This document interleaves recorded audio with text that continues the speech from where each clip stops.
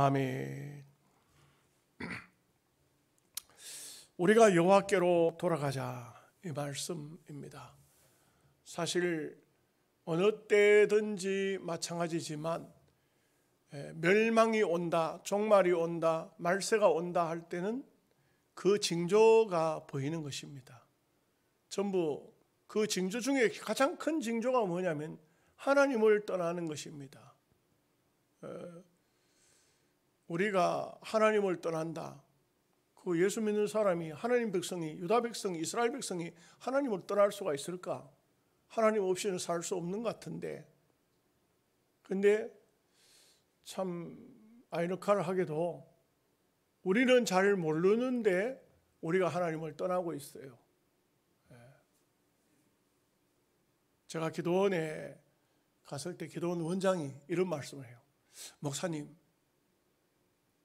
정말 목사님이 옛날 은혜 받고 그렇게 하나님을 찾고 할 때처럼 그렇게 기도가 간절합니까? 그렇게 기도가 되십니까? 그렇게 하나님을 바라고 믿고 그렇게 하십니까? 이렇게 이제 심각한 어조로 이제 제게 말씀을 해요. 그래서 원장님, 사실 그렇지를 못합니다. 참 순수한 신앙을 가지고 하나님을 찾고 어떻게든 간에 기도해야 되겠다, 어떻게든 간에 말씀대로 살아야 되겠다 하던 그때가 참 신앙의 초년병 시절이지만 그때가 그립습니다. 지금은 하나의 형식만 남아있고 껍데기만 남아있지 그러지를 못합니다. 사실 어떻게 보면요, 그 원장도 사실 본인이 굉장히 답답할 거예요. 제가 집에 가서 이래 보면은 80~90%는 설교 시간에 자요. 또 이 설교가 그쪽으로 들릴런지 좀 걱정이 됩니다만 80~90%가 자요. 그리고 우리 교회는 장로님들 예배 설교 시작했는데 주무시는 분 없는 거만요. 어떤 교회는 보면요, 지도자 아닙니까? 장로님들이 설교 시작하면 바로 자요. 목사님이 무슨 설교한지도 몰라요. 어느 교회 교인이 제게 와서 그런 얘기 하더라고요. 우리 장로님은 목사님이 어떤 말씀을 하는지도 모른다 이거예요. 어떤 때는 옆에 앉아서 보면 코를 고는 소리가 들린다 이거지. 직분은 장로요, 모든 것은 교인들 앞에 서 있는 것 같은데 그러지를 못해요. 뭐 장로님만 제가 말하는 게 아니에요. 교회 종들도 마찬가지예요. 자기는 하나님 편에 있다고 생각하는데 하나님을 멀리 떠나 있는 경우가 참 많습니다. 그의 오늘 선지자는 힘써서 여호와께로 돌아가자. 힘써서 가는 것은 기도하고 말씀 보고 어떻게든 간에 하나님께로 돌아가자 이거죠. 이게 굉장히 신앙인에게 있어서 중요한 문제입니다. 아니, 오늘 저나 여러분이나 저도 제 개인적으로 조금 더 하나님께로 돌아가야 되는데, 조금 더 하나님과 가까이 해야 되는데, 이런 마음이 항시 마음의 짐으로 남아 있습니다. 좀 더 가까이 가야 되는데, 좀 더 믿음으로 살아야 되는데, 그래서 항상 기도하면서 그래요. 하나님, 나는 내 스스로 해보니까 잘 안 됩니다. 하나님 나에게 성령을 주시고 성령의 힘으로 이길 수 있게 해달라고. 성령의 힘으로 이기게 달라고. 내 힘으로는 안 되니까. 내 힘으로는 안 돼요. 신앙생활은요, 훈련을 많이 받고 연단을 많이 받으면 될 것 같지만 내 힘으로 되는 게 신앙생활이 아니더라고요.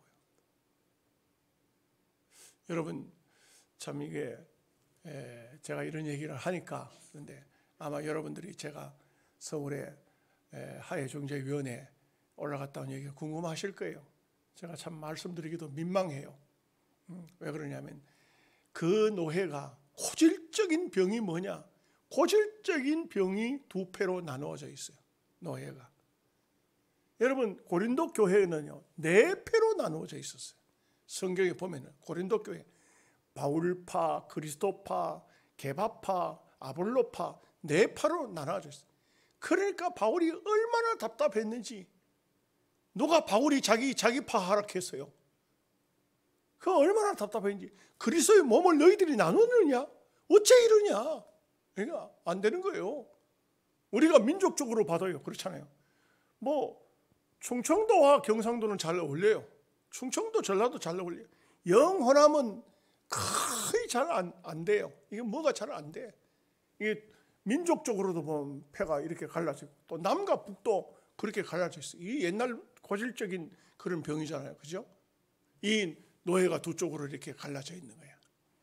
그래서 제가 참 기도하고 우리 성도님 기도하고 그 두 쪽을 모아가지고 아주 정말 기도하면서 간절히 부탁을 했어요. 간절히 부탁했어요. 여러분 어떻게 우리가 목사 장로가 돼가지고 목사 2분 장로 1분 양쪽에 그래 다 왔어요. 우리가 목사가 되어 장로가 돼가지고 어떻게 노예가 이렇게 어려운 일을 겪고 서로 비방하고 서로 면직하고 서로 욕하고 과음치고 어떻게 이럴 수가 있냐. 평신도들도 아니고 다 내려놓자. 다 내려놓자. 그래서 십자가에 못 박이듯이 당신네들 십자가에 못 박히지는 못할지라도 다 내려놓고 새 출발하자. 모든 것을 수면 아래로 내리고 새 출발하자. 그랬더니 아유 감사하게도 양쪽 다 그렇게 하겠습니다. 이렇게 받아들였어. 얼마나 감사해요. 그런데 집에 돌아오는데 아마 전화가 와요. 그때는 감동이 됐는데 문제가 딱 걸리는 게 뭐냐. 하해 중재위원이 목사 3명 장로 2명인데 장로 중에 한 분이 한쪽 편을 극단적으로 드는 거예요. 한쪽 편을 아예 극단적으로 한쪽 편을 들어. 또 어떻게 수습이 돼가지고 이제 뭐 다수결이니까 수습이 돼가지고 총회 임원으로 올라갔어요. 총회 임원이 또 태클을 딱 거는 거예요. 안 된다는 거예요. 임원이 한쪽 편을 드니까. 그래서 참 어렵구나. 그러나 저러나 제가 또 그 임원 되는 분을 계속 전화를 해가지고 설득을 했어요. 어떻게든 간에 이거 하나로 만들어야 되지 않냐. 총회장이 우리에게 맡겼는데 우리가 이거 할 수 있는 일을 우리가 할 수 있도록 좀 도와라. 이분이 또 허락이 승낙이 됐어요. 설득이 됐다 이 말이에요. 그는 이제 하루 지나고 나니까 그렇게 그 장소에서 그렇게 하겠습니다 했던 쪽에서 한 사람이 목사님 그렇지만 그놈은 면직을 해야 됩니다. 또 이렇게 나오는 거예요. 그럼 당신네들이 했던 얘기는 무슨 얘기냐. 또 한쪽에서 전화 왔어요. 그쪽은 그거는 안 됩니다. 또 이런. 그래가 제가 느끼는 것은 참 예수님을 믿어도요, 신앙생활을 해도요, 목사가 되고 장로가 돼도요, 분명한 사실은 자기 자아라는 것은 그냥 남아있는 것 같아요. 자기 생각, 자기 고집, 일순간적으로 하해 중재에 와서 감동을 받아서 아이고 그래 해야 되겠구나. 예, 그렇게 하겠습니다 했지만 돌아가서 보니까 어떻습니까? 형편이 노회장, 이 노예가 당신 거야? 왜 그런 합의를 하고 와? 그 합의 안 돼. 그거 못된 놈 그거는 면직시켜야 돼. 그 내 눈에 흙이 들어가기 전에 용서 못 한다고. 이렇게 되면 어떻게 되는 겁니까? 참 제가 보니까 왜 예수 믿는 사람들은 한번 싸우고 다투고 하면은 화해가 안 될까? 이상하잖아요. 그렇지 않습니까? 안 믿는 사람들은 자기 부모를 죽인 원수라 할지라도 뭐 돈 얼마 받고 그냥 합의서 써주고는 그러고는 잊어버리는데 끝나버리는데 우리 그리스도인들은 그렇지를 못한 이것이 참 어떻게 된지 모르겠어요. 저는 여기에는 분명히 어떤 성령의 역사가 아닌 사탄이 작용하고 있다 이렇게 보여집니다. 그래서 사탄이 자꾸 끓는 거예요. 사탄이 네가 이렇게 하면 너 손해야. 뭐 네가 왜 뭐 잘못했다고 손해 보냐. 그리고 또 한쪽에는 어떻게 했어요? 네가 그동안 골탕을 얼마나 먹었노? 그러니까 이제는 안 된다. 이제는 해라. 이런 식으로 되는 것이죠. 그래서 우리가 참 예수님께서 하신 말씀이 내가 다시 올 때에 너희의 믿음을 보겠느냐 했어요. 여러분 착각하면 안 됩니다. 어떤 사람은 기도하면서 예수님 다시 올 때 믿는 사람을 보겠냐. 믿는 사람은 많아요. 예수님 그런 말씀 없어요. 성경 누가복음 18장 다시 한번 찾아보세요. 너희의 믿음을 보겠느냐. 껍데기는 다 믿는다고 해. 껍데기는 다 신앙인이야. 근데 믿음을 보겠느냐. 겉으로 볼 때는요 굉장해요. 다 아주 근사합니다. 그런데 믿음에 있어서는 없다 이게. 정말 하나님께 돌아가 있느냐, 정말 하나님을 전심으로 섬기고 있느냐. 바울은 그랬잖아요. 내가 그리스도와 함께 십자가에 못 박혔나니 그런즉 내가 산 것이 아니요 내 안에 그리스도께서 사신 것이라. 예수님이 내 안에 살아있다는 이 바울 사도의 정신인데 오늘 우리는 어떻습니까? 이게 참 저는 볼 때 어떤 때는 참 이게 낙심천만이 돼요. 야, 이거 참 뭐 이거 어떻게 된 건가? 어떻게 된 판인지. 예수 믿는 사람들은 싸우면 죽을 때까지 싸워요. 죽을 때까지 싸워요. 왜 그런지 모르겠어요. 여러분 어떤 경우라도 여러분 그렇게 한번 기도하십시오. 여러분들 그렇게 하나님, 저도 살다가 보면 안 싸울 수는 없지만 싸우더라도 내가 아무리 100% 잘했다 할지라도 내가 먼저 용서 빌 수 있는 그런 신앙인 되게 해달라고 기도하세요. 여러분 그렇게 기도하셔야 돼요. 그렇지 않으면요 사탄이 한번 달려들기 시작하면, 사탄이 꼬이기 시작하면요, 사탄의 꼬임 넘어가면 나는 이거 죽어도 용서 못해 이렇게 되는 겁니다. 그렇게 하면 안 돼요. 그러면은요 절대로 하나님의 은혜의 삶을 살 수가 없어요. 다 살고 주님 앞에 가보면 아무것도 아닌데, 별것도 아닌데, 성경은 수도 없이 말씀하는 것이 여호와께로 돌아오라. 슈브 돌아오라. 돌아오라는 소리. 성경에 돌아오는 소리가 굉장히 많아요. 돌아오라. 슈브, 원문으로 히브리어로 슈브 돌아오라. 한번 원문 잊어버리지 않기 위해서 따라해 봅시다. 슈브 돌아오라. 여호와께로 돌아오라. 하나님께로 돌아가자. 돌아오라. 슈브 이렇게 하고 있습니다. 자, 1절 말씀을 다 같이 한번 읽어보겠습니다. 같이 읽겠습니다. 오라, 우리가 여호와께로 돌아가자. 여호와께서 우리를 찢으셨으나 도로 낫게 하실 것이요 우리를 치셨으나 싸매어 주실 것임이라. 하나님이 왜 치시고 찢고 그렇게 하실까요? 찢고 치시고 왜 그렇게 하실까요? 분명히 여기는 하나님은 쓸데없이 그런 일을 하시겠습니까? 죄가 그 속에 있는 것입니다. 우리가 죄를 짓게 되면은 하나님 앞에 매를 맞는데 이 매를 가르쳐서 사랑의 매라고 말을 합니다. 그 사랑의 매를 맞아서 하나님 앞에 매를 맞았는데, 그런데 하나님께서는 그 매 맞은 인생을, 회개하는 인생을 돌아오기만 하면은 싸매 주신다, 치료해 주신다. 뭐 우리가 영화나 뭐 이런 거 뭐 보면은 그런 게 많지 않습니까? 자식이, 그 부모가 자식이 잘못했을 때 매를 때리고 난 다음에 그 잠들어 있는 자식의 매 맞은 자국을 아버지가 약을 발라주면서 눈물을 흘리는 그런 모습들을 보지 않습니까? 그 부모는 자식을 때리는 게, 그 때리고 싶어서 때리는 부모는 아무도 없어요. 하도 말 안 들으니까 매를 때렸지만 그 아이가 그 매 맞고 흐느끼면서 잠들어 있으면 그 부모는 그 살짝이 가서 매 맞은 자리를, 상처를 어루만지면서 약을 바르잖아요. 그게 부모의 마음이라고요.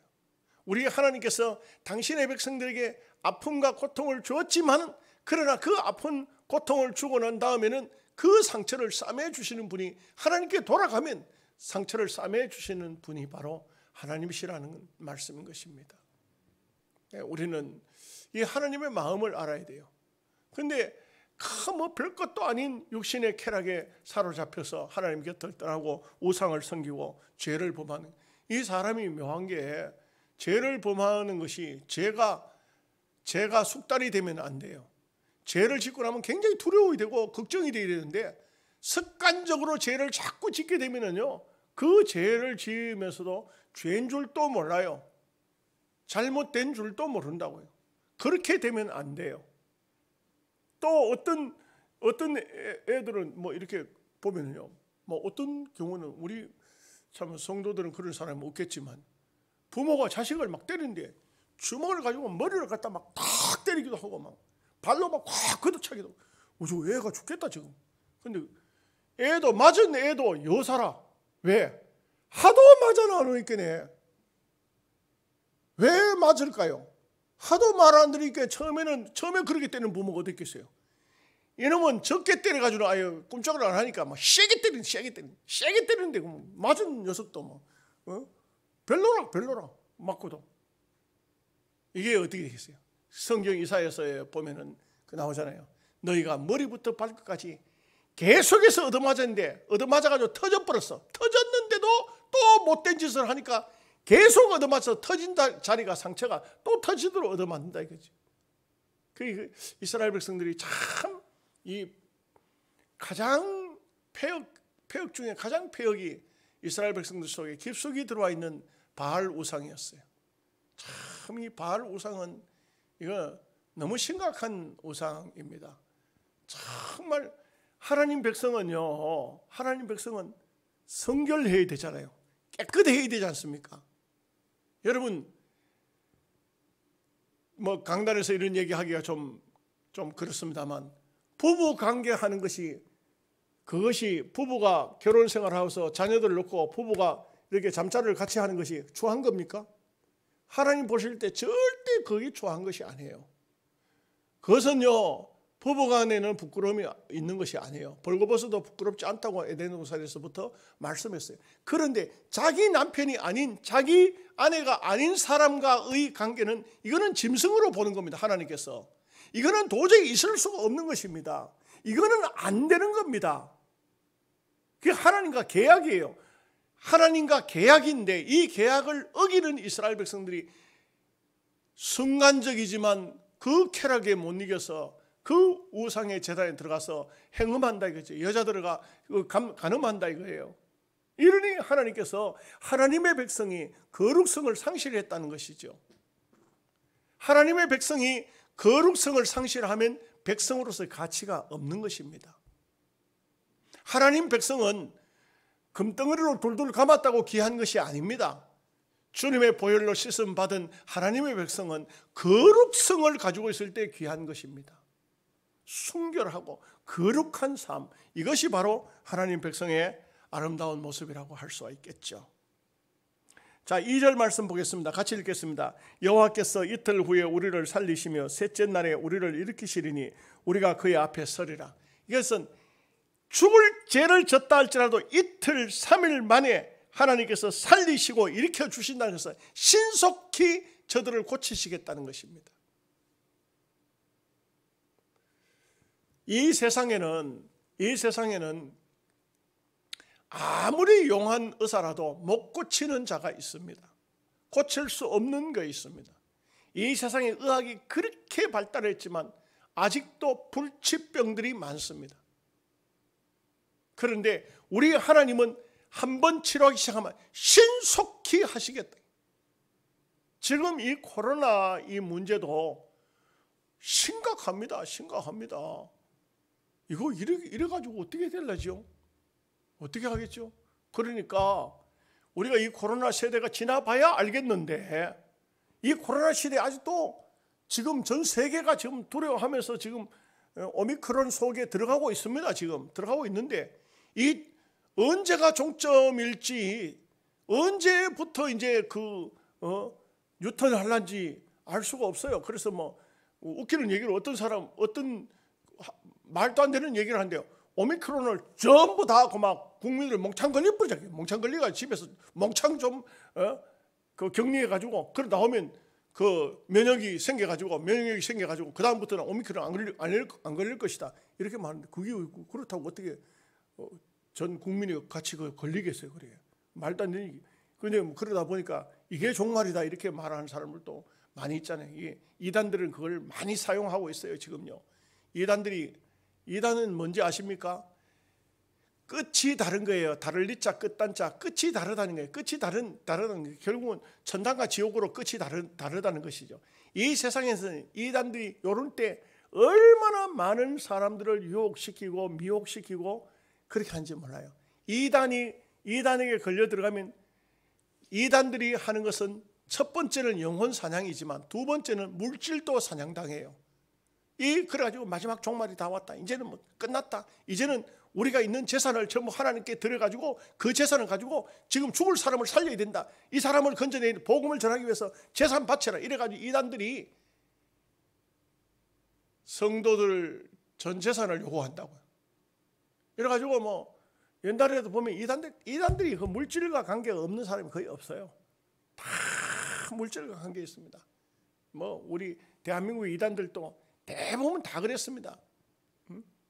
지금 이단들이 지금 뭐 이게 날뛰고 있다. 이걸 이용해 먹고 이거 코로나를 이용해 먹고 있다고요. 그래가지고는 이제 세상 끝이다. 이제 끝났다. 끝났고 코로나는 666이다. 코로나는 666이고 봐라 코로나 이제는 뭐 보면 전부 다 이제 주사 맞고 하는 거 그 666 맞는 거니까 그거 맞으면 지옥 간다. 맞지 말고 그거 피해야 된다. 이렇게 하고 뭐 봐라 백화점 지금 하면 백화점 가면 저거 하지 않으면 못 들어가지 않냐. 막 다 지금 666이다. 이렇게 막 혼란을 시키면서 그러면서 한쪽으로는 뭐라고 하냐면 이제는 하나님 나라를 위해서 하나님의 영광을 위해서 전 재산을 바쳐라. 막 이렇게 이단들이 그렇게 재산 바쳐야 뭐 하늘 날아가면 상급이 있지. 놔두고 그냥 죽어보면 무슨 소용이 있냐. 뭐 이런 식으로 해가지고 성도들을 유혹하고 있다. 얼마나 많은 세계 이단들이 지금 막 일어나고 있는지 몰라요. 그래서 성경적으로 보면 이단들이 일어나는 것이 또한 말세예요. 이단들이 세계 도처에서 이단들이 일어나는 것을 성경이 예언했잖아요. 우리가 이럴 때일수록 정신을 똑바로 차려야 돼요. 정말 정신을 똑바로 차려야 됩니다. 3절 말씀 다 함께 같이 보겠습니다.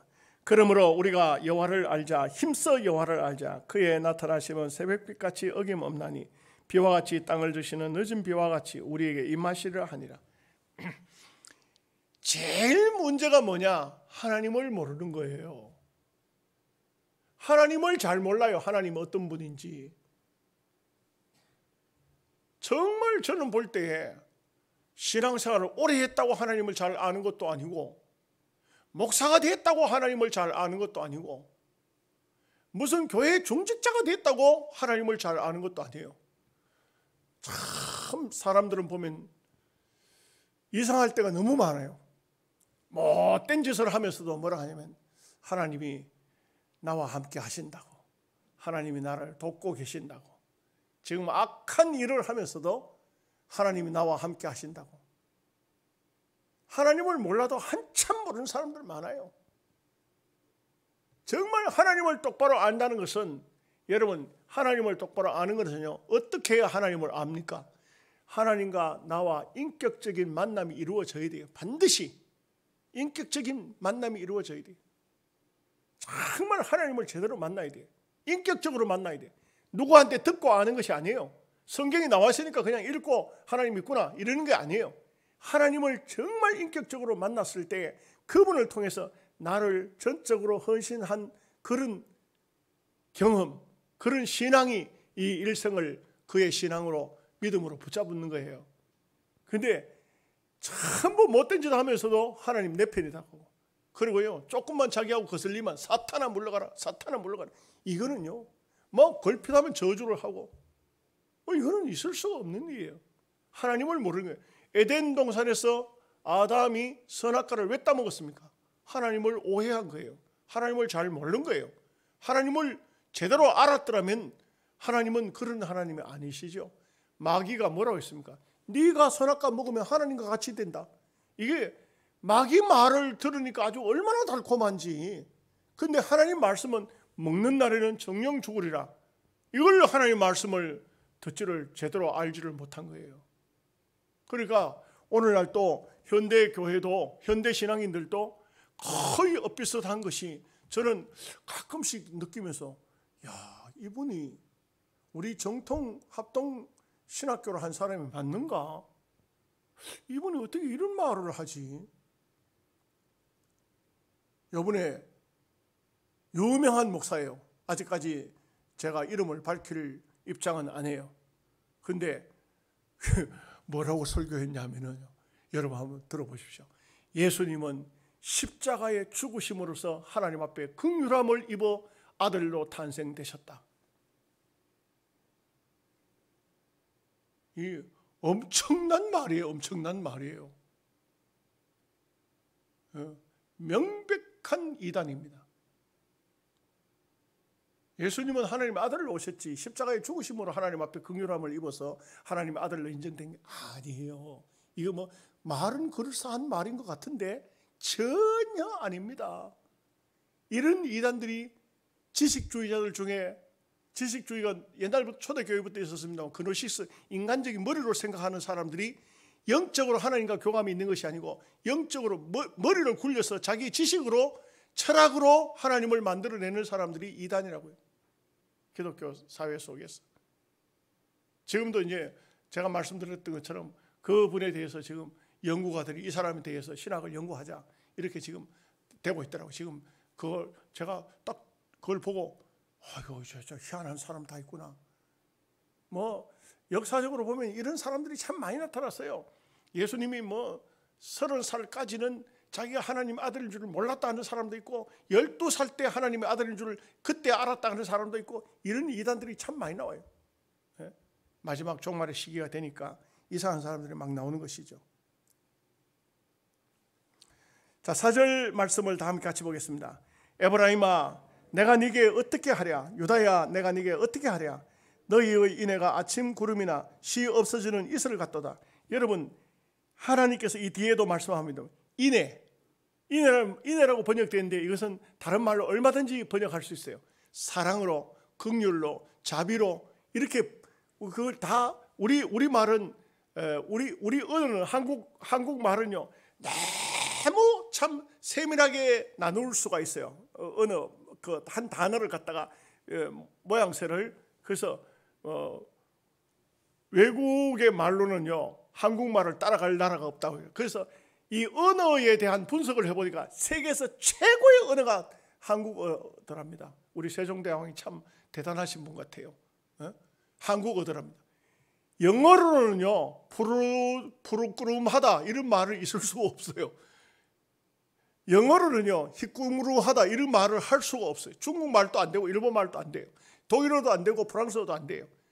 한국말은 무엇이든지 다 할 수가 있어. 다 할 수가 있어. 여러분들 보고 어떤 말을 할 때 영어로는 안 돼요. 안 되는데 한국말로는 이쁘장하게 생겼더라. 이쁘장쉐리콤하게 생겼더라. 시시콜콜하게 생기고 짭조름하게 생겼더라.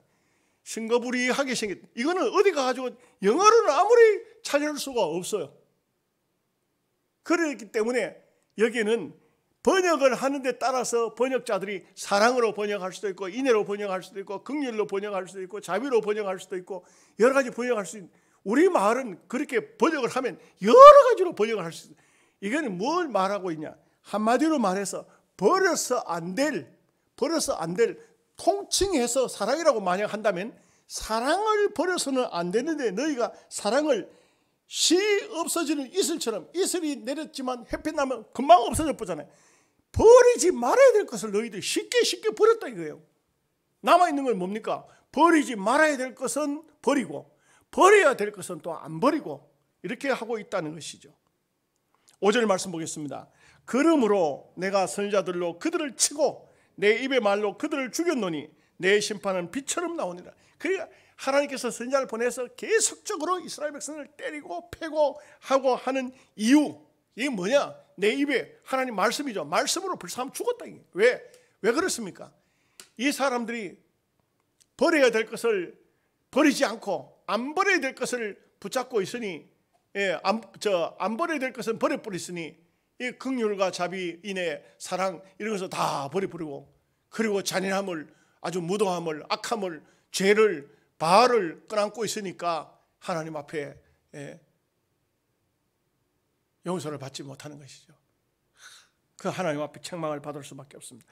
이제 정확하게 말씀하고 있습니다. 6절 말씀 같이 읽겠습니다. 나는 인애를 원하고 제사를 원하지 아니하며 번제보다 하나님을 아는 것을 원하노라.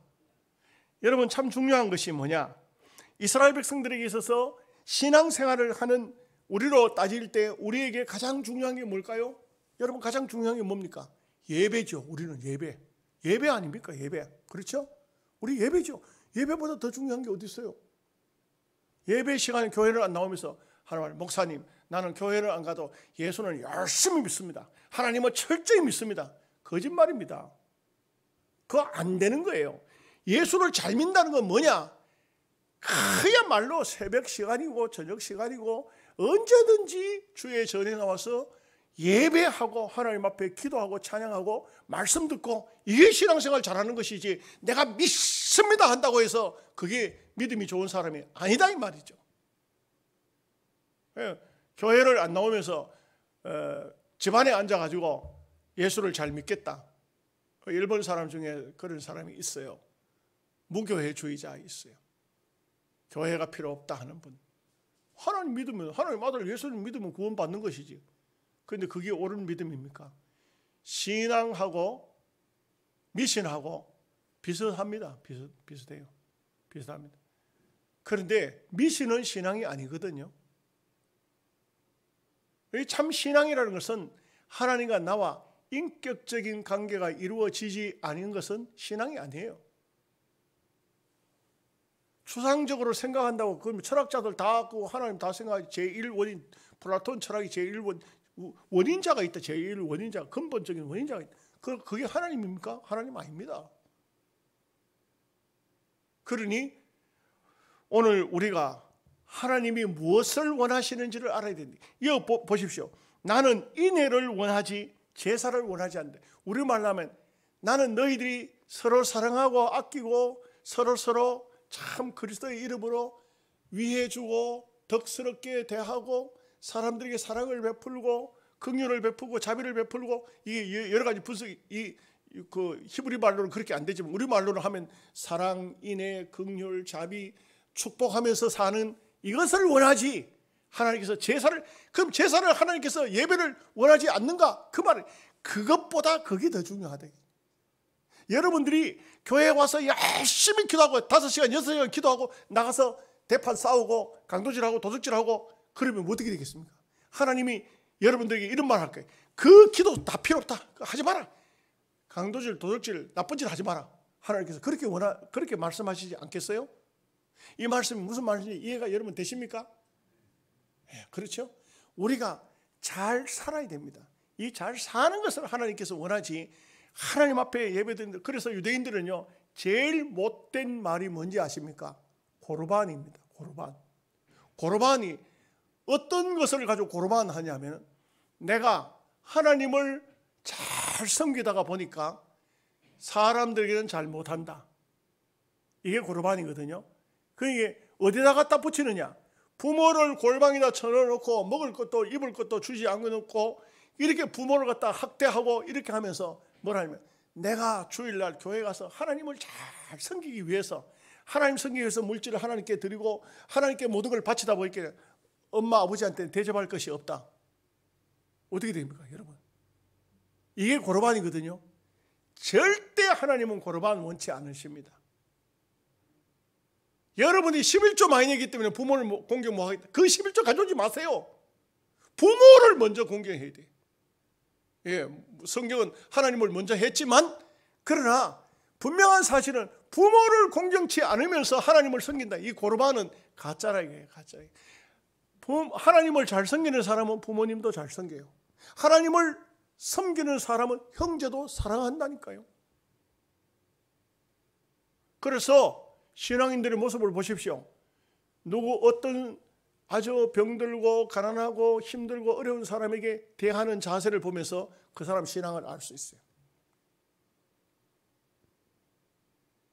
절대 하나님을 잘 섬기는 사람이 가난한 사람, 거지, 어려운 사람들 무시하고 막 천대하고 함부로 대하고 그래 할 수가 없습니다. 뭐 이해가 되는 건지 반란하는 건지 저는 가끔 보면 그래요. 저는 제 개인적으로 그렇습니다. 가끔 뭐 이렇게 그 주일학교 뭐 이런 또 농어촌부 이럴 때 외국에 나갔을 때 가면 이제 집회를 아침 저녁으로 하고 낮에는 관광을 다니거든요. 관광을 다니는데 제가 딱 몇 번 그런 경험이 있어요. 가이드가 이렇게 말해요. 오늘 여러분 가는 데는 팁을 주지 마세요. 팁을 주면은요 이 사람들 아주 버릇을 버립니다. 우리가 단체 팁을 줬으니까 절대 팁을 주지 마십시오. 그런데 그 이제 가이드 말만 듣고 가서 이제 현지인이 우리를 도와가지고 이제 막 어떤 경우는 말 타고 가면 말 꽃비를 붙들고 가고 이렇게 하는데 속으로 그래요. 이 단체에서 팁을 줬으니까 나는 안 줘도 되지.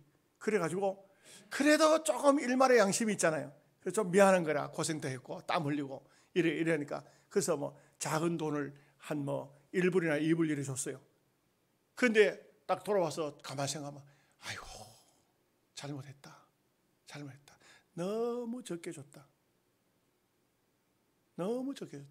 그 돈 캐봐야 그 1불을 해봐 돈 1,000원, 2,000원. 그 사람들은 그 돈 가지고 가면 가족들이 한 끼니 빵 가지고 잘 먹는데 내가 한 5,000원 그 줄 걸 갖다가 왜 그렇게 그 짜게 그렇게 했는 거?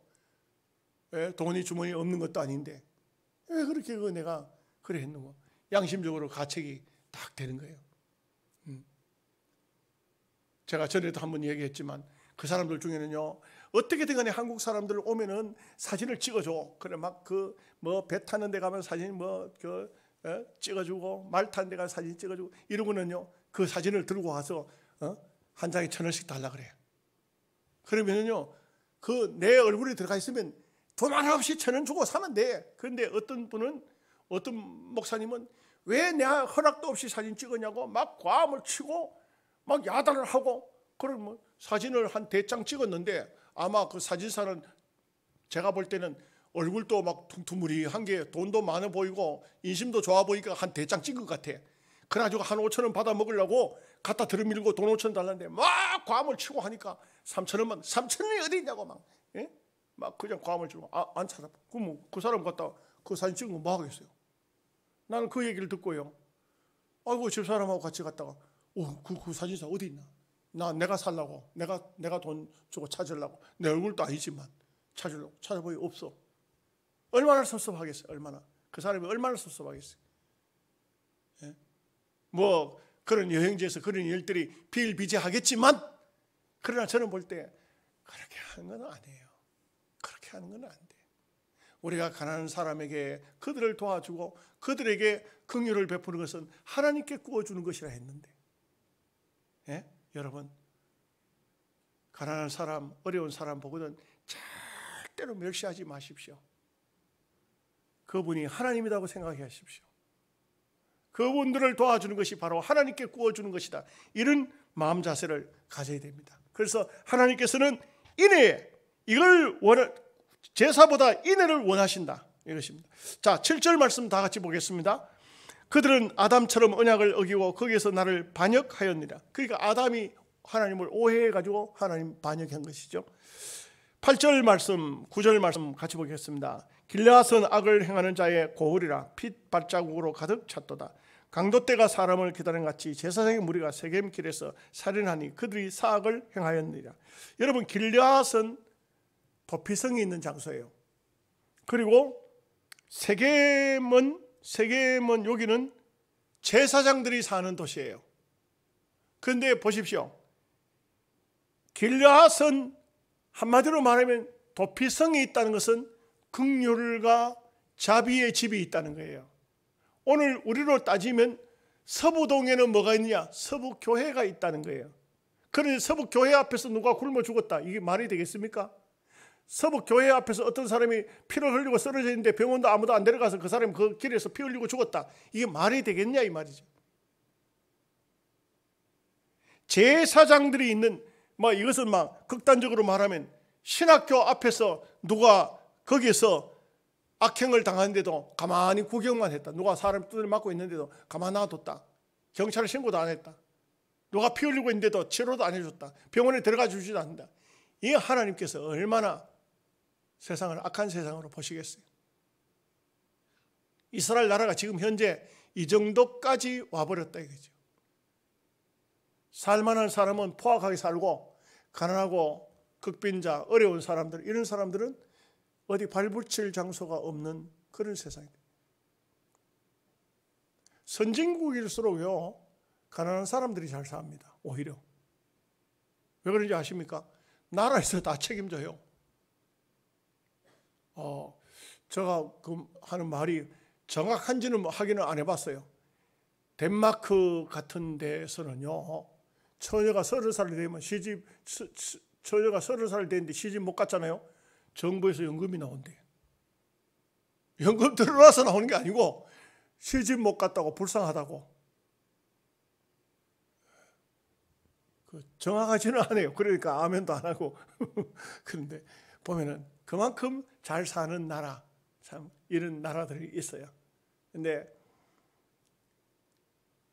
소외된 자일수록 오히려 잘 살아요. 잘 삽니다. 부자일수록 오히려 못 사는 이유가 뭡니까? 아까워서 못 먹어. 부자는요, 아까워서 못 먹어. 부자는요, 움켜쥐고 있다가 맨날 세금 내고 그래. 가난한 사람은 뭐 주는 대로 먹어버려요. 먹고 보자고. 10절 말씀 다 함께 같이 읽겠습니다. 내가 이스라엘 집에서 가장한 일을 보았나니 거기서 에브라임은 음행하였고 이스라엘은 더럽혀졌느니라. 여러분, 이게 참 계속 하나님의 골칫거리, 음행입니다. 음행. 말씀드렸죠. 음행은요, 남녀 간에 이루어지는 일이지만 부부의 성생활은 절대 음행이라고 말하지 않아요. 하나님께서 한 남자와 한 여자를 짝 지어 주셨고, 또 그 가정 생활을, 그 생활을 사도 바울은 고린도서에서 보면은 아내를 거절하지 말고, 또 남편도 아내를 거절하지 말지만 아내도 남편을 거절하지 말라고 그랬어요. 그런 부부간의 관계를 통해서 가정이 온전하게 성립이 되어지고, 또 뭐 육체적인 어떤 스트레스를 할까 뭐 이런 것도 풀리고, 또 사랑도 하긴 하고.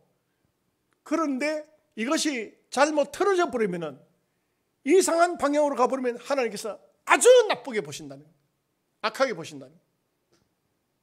여기에 이스라엘 백성들과 에브라임 북쪽을 대표하는 지파인데, 이 음행을 하고 더럽혀져 있는 이 모습을 보고 하나님께서 어떻게 당신의 백성으로 받으시겠냐 이거죠. 너무 기가 막힌 것이지. 11절 말씀 보겠습니다. 또한 유다여, 내가 내 백성의 사로잡힘을 돌이킬 때에 내게도 추수할 일을 정하였느니라. 여러분, 여기 말씀은 뭔지 아십니까? 지금 10절까지는 북쪽에 대한 얘기예요. 11절은 남쪽에 대한 얘기입니다. 북쪽에서 그렇게 죄를 범하고 그렇게 하나님 곁을 떠나서 음행할 때에, 그럴 때 남쪽은 우리는 저렇게 하지 말아야 되지 하고 바로 살아야 되는데, 너희들에게도 거둘 것이 있다. 추수할 때 낫으로 곡식을 거두듯이 너희들에게도 추수할 것이 있다. 여기에 추수는 좋은 추수가 아니에요. 하나님 앞에 믿음으로 살지 않으면 하나님께서 거두어 버리신다. 이런 것이 되는 것입니다. 결론적으로 말씀드리죠. 우리는요, 사실 날마다 하나님께로 돌아가야 돼요. 우리가 자칫 잘못하면 세상으로 치우쳐져 있어요. 나도 모르게 세상으로 발걸음이 가 있어요. 그래서 날마다 주님께로 돌아가는 그런 삶을 살아야 되겠습니다. 기도하겠습니다.